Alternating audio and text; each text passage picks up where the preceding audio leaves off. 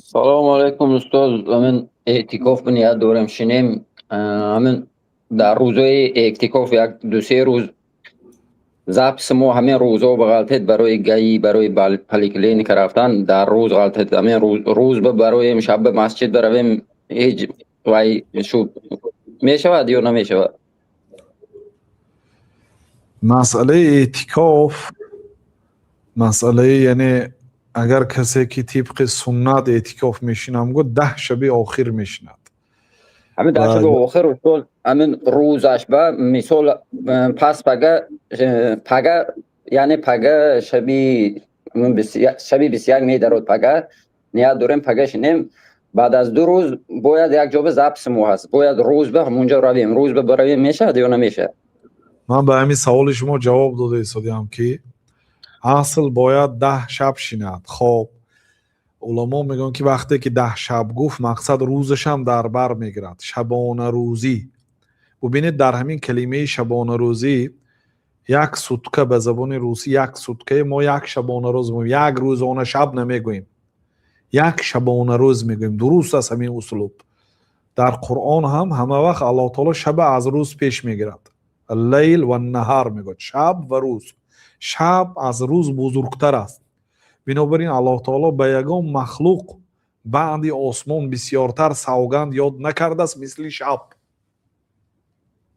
از همه سوگندی بسیاری که الله تعالی یاد کرده است بعد آسمان، دویومین مخلوقی که الله تعالی بسیار سوگند یاد کرده این شب.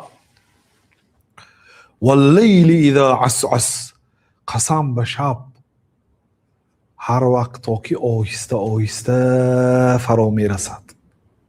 سبحان الله. تصور کنید اگر همین شب مثل همین برقای تاجیکستان یک و یک بار خواب شود که روزانده میان مثلا شهرنده برافت سدید ضرولیان در سری چنبرک یک و یک بار تاریک بشه همه جا چه خیل میشد؟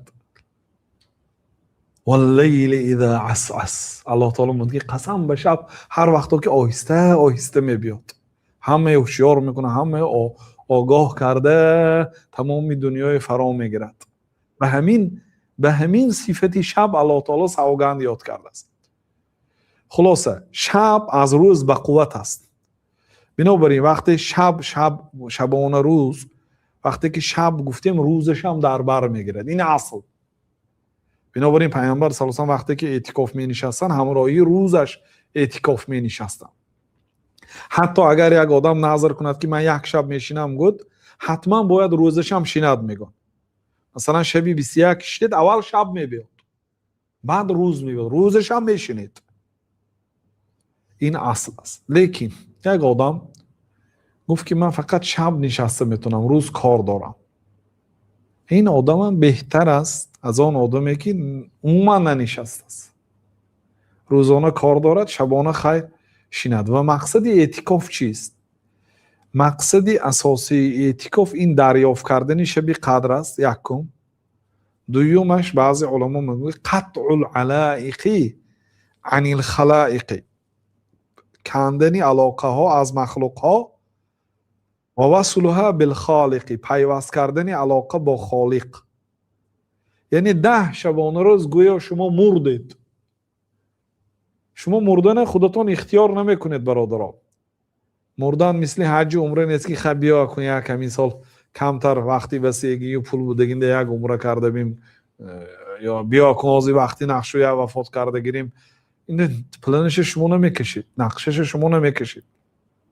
یک و عباره میبید اما کاراتون ناپره میموند.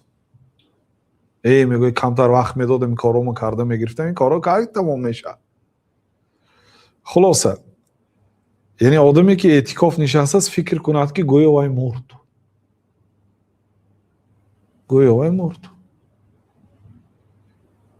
قطع العلائق عن الخلائق، کندن علاقه ها از مخلوق ها و پیوست کردن علاقه به الله تعالی در مدتی 354 روز یا شب در داخل یک سال. طبق سال شماره مهتابی یک سال 355 یا 54 شب دارد.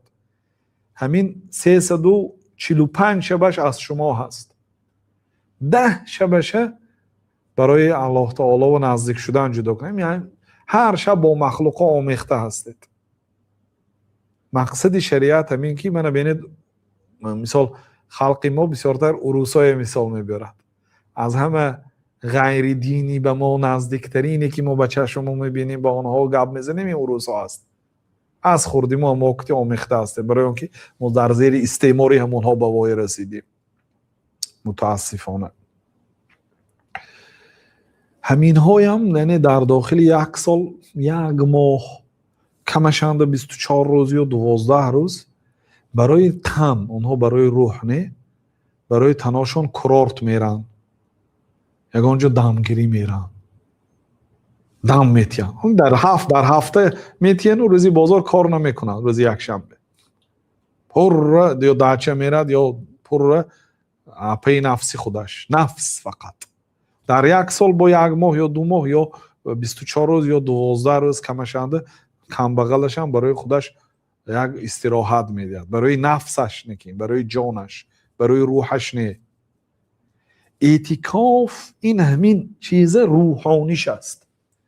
چون شما در بالی سنگ مرمر در بالی قالین خواب میکنید شاید یکم ادیالی تونوکک درارید شاید احرامتون رو بالیش کنید یعنی هم تو گریدگر وای در مهمانخانه 5 ستارگی خواب نکرسید شما در مسجد خواب کرسید شرایط نیست دیگرها در مسجد حرم یک وجب جای خالگی نمیابید برای خواب رفتن پوری آدم اعتکاف نشسته است یعنی من راحتی جسمانی نیست راحتی روحانی هست روحتون دم میگیرد روحتون غذا میگیرد بنابراین نادرست است به اعتکاف 4-5 نفر یک جایش رو در آمده یک چخچخم گرفته فقط چخچخ تلفن بازی مقصود اعتکاف از این دور میشه بهترش که تلفنتون مونید حتی برای اهل علم اختلاف است که عالم اگر اعتکاف شند درس خواند یا درس دهد ندهد میگن نه درس ندهد با الله تعالی مشغول شود عبادت کند قرآن خواند نماز خواند دعا کند ذکر کند همراهی الله تعالی خلوت ماند میگن چون که پیامبر صلی الله علیه و سلم خیمه میزدن در داخل خیمه شون در آمده میشتن تا اینکه با مردم آمیخته نشوند مسجد بروی دیگر آدم آمده گپ میزند سوال میدهد داخل خیمه در آمدیم در همین داخل مسجد یا خیمه زدن داخل خیمه شون در آمده میشن نماز جماعت رو بر آمده امامتی میکردن نماز که تمام شد در آمده در خیمه شون می نشستن صلوات الله و سلامه علیه. بنابراین برادرها یعنی این مقصودهای شریعت رعایت کنید ها زیق میشید کمتر لیکن شما با کی هم نشین هستید با بهترین هم نشست با الله تعالی کسی تنی صحت خاطری جمع دارد شیند اعتکاف برای اونکه سال آینده فرصت میشد نمیشد بله برای دیگر آدمایی که امکانیتی نشستن نیافت خدمت کنتون طعام بیاریتون نیکی کنیتون به اعتکاف شیننده بالیش آوردتیتون اگان ادیال آوردتیتون بله